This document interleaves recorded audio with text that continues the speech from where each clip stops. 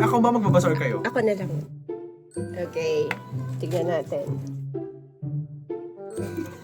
Ano yan? Okay.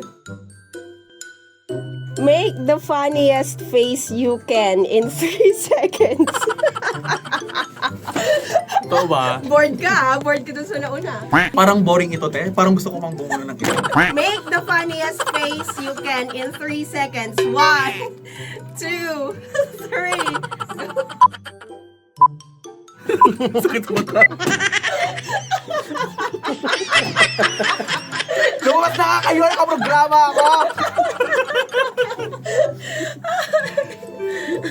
Masakit sa mata.